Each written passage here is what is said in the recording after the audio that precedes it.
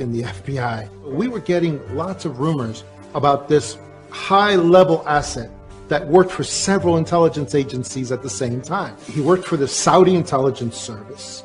He worked for the CIA, and he was being developed as a political asset in Chicago, Illinois.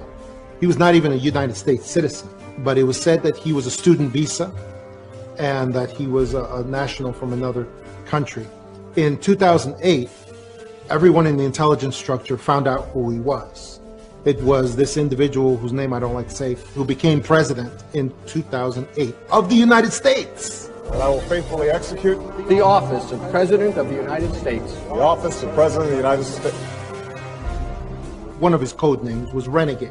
His real name was Barry Soetoro, but he adopted a different name for his political career. When they ran him for president, the cabal, basically, this was the culmination of so many of their plans for so many years. His mission was to destroy the United States from within, one institution at a time. One of the things he did, of course, was he defunded our military. He brought down the resources that they got. But then he ordered our military in many, many instances and in various theaters to attack our allies and to defend and supply and help our enemies. That's exactly how he created ISIS.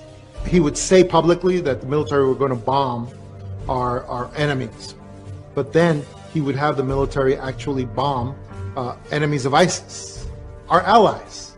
He gave ISIS funding and equipment by basically ordering our military to take equipment into a certain theater and then abandon it. And the commanders would say, that's ridiculous. We'd just be handing that stuff over to ISIS. And the president's office would say, don't question orders, just follow your orders. 44 and the one before that, 43, Bush and Obama. Well, there are pictures of Bush with his arm around 8-year-old Barack Obama because his stepdaddy, adopted daddy, Lolo Soetoro, had done a lifetime worth of business with the Bushes. Wow. Uncle George Herbert Walker, after whom George Herbert Walker Bush, Bush 1 president, was named, founded Halliburton in 1946 in Oklahoma. And Lolo Soetoro had been international executive vice president for Standard Oil. There was talk of him being a CIA asset. Well, yeah, see, he ran the death squads for the Indonesian army. On his own call, anyone could be assassinated. So when George Herbert Walker Bush became head of the CIA under the Ford administration, he just got with his old buddy in the oil business, Lolo Soetoro, and pulled off the hits. See,